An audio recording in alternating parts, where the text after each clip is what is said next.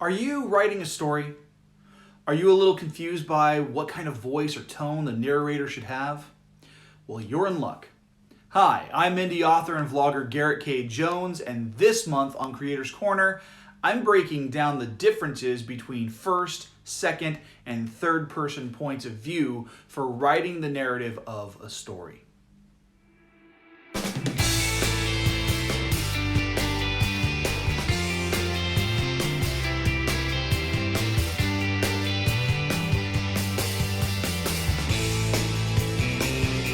Hey, happy Saturday. I've got some pretty awesome content for you this week, but before I get into any of that, I have a couple of really cool announcements for you. So, check this out.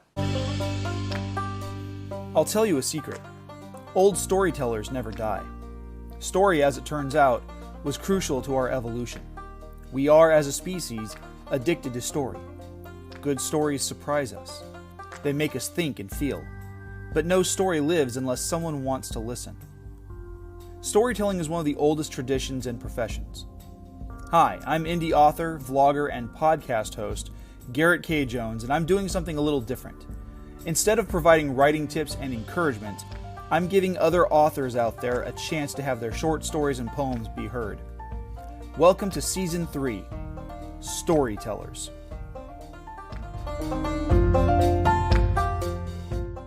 This vlog is brought to you by the Filmmaniacs, a new podcast for fans of film and movies. Check out the Filmmaniacs on anchor.fm/thefilmmaniacs today. The Filmmaniacs podcast is a new project that I've started with a friend of mine. We're both really big into movies, and so we're just having fun talking about the movies that we love and some of those guilty little pleasures that we shouldn't enjoy, but we do. We've got 2 episodes out currently with a 3rd in production, and speaking of guilty pleasures, our 2nd episode focuses on our review of the 1993 Super Mario Bros. Movie, which lands itself in the It's So Bad It's Good category. The other announcement is for the 3rd season of my Creator's Corner podcast, which will be subtitled Storytellers. Rather than give writing tips or advice like I normally have in the past, the goal is to get as many indie authors to submit short stories and poems. Each submission will be turned into its own audiobook style recording. I do the work, the authors get the credit. There is a $5 registration fee, but that $5 goes to ensure a place in the episode lineup and helps me with the upkeep of my recording equipment. Once you register your submission, you receive a digital form to complete the submission process. Now, if you're interested in submitting, you can click on the link down in the description box for more details, or you can follow the contact link if you have additional questions.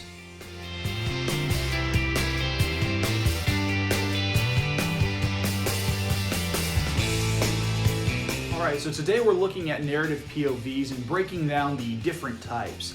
This actually came as a question posed to me a few weeks ago by Harrison, one of my followers on social media.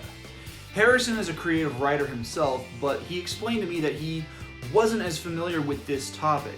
Well, Harrison, you're going to know more after today.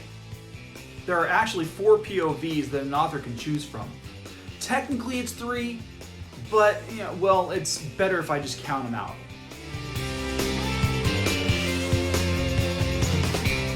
First-person POVs can be really fun to use. This is where the narrator, whether the writer or a fictional character in the story, relates the story from their perspective. Perhaps they are telling the story from their past, like a journal entry. While it's fun to use, there are some advantages and disadvantages to using this POV. Let's look at some of the advantages. It's easier for first-time authors to use. It brings the reader and the audience closer to the character. It might be more marketable. Consider the Hunger Games series, which uses this format perfectly. Everything gets colored by Katniss Everdeen's perspective of the events. First person seems to be the preferred viewpoint for books in the YA genre. But there are some major challenges that go along with it. For starters, the scope of knowledge is limited. The character doesn't know what they don't know. So the story is only their experiences, and the only time the reader knows What happens with other characters is when those other characters encounter the narrator. Consider The Great Gatsby, for example. The only information we get about Jake Gatsby is from what Nick Carraway actually experiences when he's in Gatsby's presence. There is such a thing as an omniscient first-person POV, but it's tricky to pull off. It works for titles like The Book Thief because the narrator is the incarnation of death. And if you watch the Sam Raimi Spider-Man films, Peter Parker operates as an omniscient first-person narrator, even though there's no plausible way for him to know what is happening outside of his own purview. In that case, Parker actually works as somewhat of an unreliable narrator because he knows things that are going on that he shouldn't possibly know. Here are some tips for writing in first person. 1. Try not to filter too much. Don't use words and phrases like I heard or I saw. Just describe the sound or sight. It will be assumed by the reader that it's what the narrator hears and sees. 2. Be careful with multiple first-person narrators. Now, my recommendation is to keep things simple. 3. Consider the unreliable narrator. This leaves the reader wondering if the narrator can be fully trusted. It can be tricky, but the twist and payoff can be super rewarding. 4. Don't use I thought in italics. Every bit of non-dialogue is going to be the thoughts and feelings and ideas of the narrator.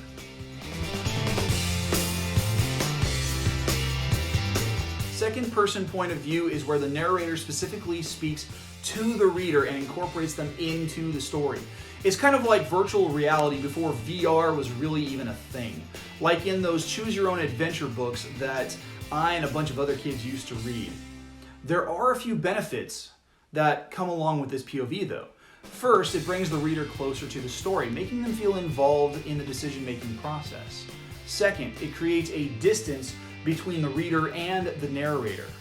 Third, it gives your narrator someone to address. And fourth, it reinforces the ideas driving the story. But there are a lot of challenges inherent with this POV because it adds a lot of hurdles to your writing and storytelling. Logistically, there's a lot to think about when it comes to the structure of the story. It can be a lot to ask of your readers. Most people, when they pick up a book, want to be entertained and live vicariously through the story, not be involved in it. And it can get tiresome with all the repetition of pronoun-specific wording, so please take that into consideration. Before going any further with the video, be sure to subscribe and click the bell icon for notifications on new videos. You can select notifications for all videos, or you can select notifications based on your preferences. If you're watching on your phone, be sure to update those settings inside the app itself to get the most out of your viewing experience. Now we come to the third person POV. Remember how I said that there are 4 POVs? There are actually 4 POVs that an author can choose from. Well, that's because the third person perspective can actually be broken down into both an omniscient and a limited perspective. The omniscient third person is the God's eye, capable of relating everything that happens in the story from beginning to end with a vast knowledge of the minutiae of what happens and what could happen.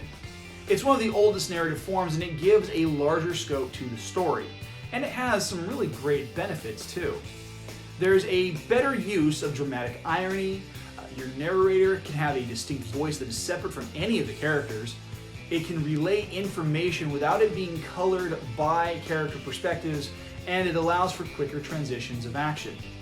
It's a very cinematic approach to storytelling because of the overview and the objectivity. Here are some great tips for the POV. 1, don't go crazy with flashbacks, asides, or lectures. They're just going to bog down the narrative. 2, don't head hop. Just stick with following one character at a time to keep the action concise. 3, don't tip your hand too early. Just because the narrator knows everything that's going to happen, let that be a slow burn for the reader. And 4, show, don't tell, obviously. The third person limited is where the narrator focuses the action through the perspective of one character at a time. This is something that I do when I write, and it was something done quite well by George R.R. Martin in A Song of Ice and Fire. Each chapter that he wrote focused on the adventures and the actions of Jon Snow or Daenerys Targaryen or some other character in the series. This creates a greater intimacy between the reader and the story and the characters. It maintains a level of uncertainty regarding secondary or tertiary characters, and the reader's perspective of the story and the characters evolves over time. Here are some tips to consider. 1. Don't filter the action. Avoid narrating through the character's lens while still following what they do. 2. Again, beware of the head hopping in a scene. It gets confusing. And 3. Still be careful with flashbacks to prevent confusion. This can get especially tricky if you're writing something that doesn't necessarily have a linear plot. If you want to see both first-person omniscient and third-person limited on full display to spectacular effect, pick up any of Jonathan Stroud's Bartimaeus series. The chapters told from the title character are first-person, and the other characters are followed in third-person. It makes for a very interesting read. I made mention of this series in my Falling for Fantasy Top 10 list back in November. It's tagged right up here.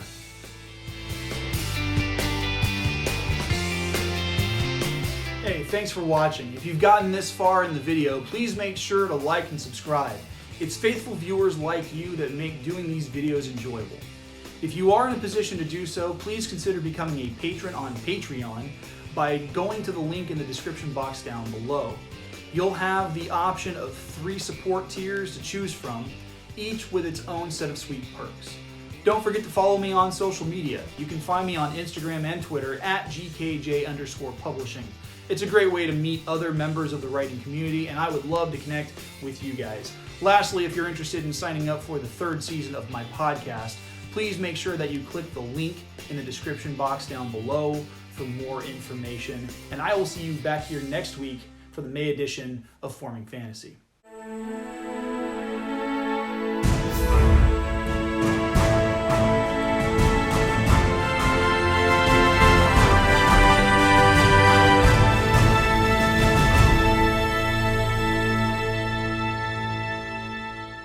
At this time, I would like to address the men and women who serve in the armed forces, the Army, Navy, Air Force, and Marine Corps. Thank you for your commitment to liberty and freedom and for paying the ultimate sacrifice so that myself and my fellow Americans may have the liberties that we enjoy today. Freedom isn't free, and we see that in the example of men and women who have fallen on the battlefield giving their all. From the bottom of my heart, thank you. The vlog of the 5 Kingdoms is filmed without the use of a live audience at Skyrocket Studios in Hanford, California. We can't do what we do without your help, so please make sure to subscribe by clicking the button that's above my head, and make sure to watch and share the videos over here to my left. Have a great week.